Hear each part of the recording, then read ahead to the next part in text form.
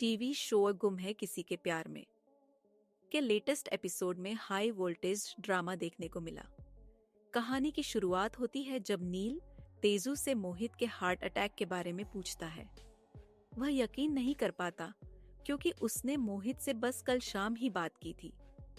तेजू उसे बताने को कहती है कि मोहित ने क्या कहा था, लेकिन नील सही वक्त आने पर बताने की बात करता है। फिर नील कहता है कि वह तुरंत तेजू के पास आ रहा है, जिससे तेजू चौंक जाती है और पूछती है कि क्या वह नागपुर से आ रहा है। नील इसका जवाब हाँ में देता है।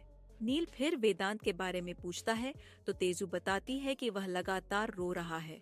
नील वेदांत से बात करता है और उसे समझाता है कि उसे हिम्मत रखनी होगी और परिवार का ख्याल रखना होगा। वेदांत उसकी बात मान लेता है। इसी बीच मोहित के पिता तेजू से पूछते हैं कि वह किससे बात कर रही थी, तो तेजू कहती है कि यह वही इंसान है जिसे मोहित अपना सब कुछ मानता है। दूसरी तरफ लीना गहनों को निहार रही होती है। तभी विनोद आता है और कहता है कि अब उन्हें लड़की को नील की सच्चाई बता देनी चाहिए। लीना चौंक जाती है और पूछती है कि कौन सी सच्चाई।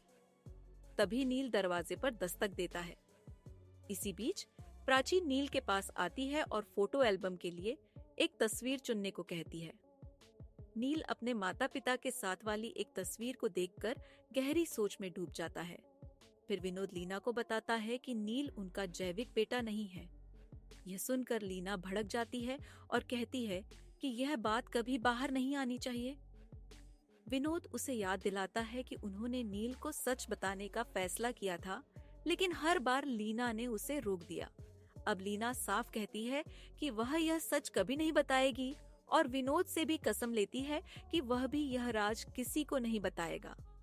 एपिसोड के अंत में नील लीना के पास आता है और कहता है कि उसे कुछ जरूरी बात करनी है। अब सवाल यह है कि क्या नील को अपनी असली पहचान के बारे में पता चलेगा? क्या लीना अपनी जिद पर अड़ी रहेगी? जानने के लिए देखते रहिए गुम है किसी के प्यार में।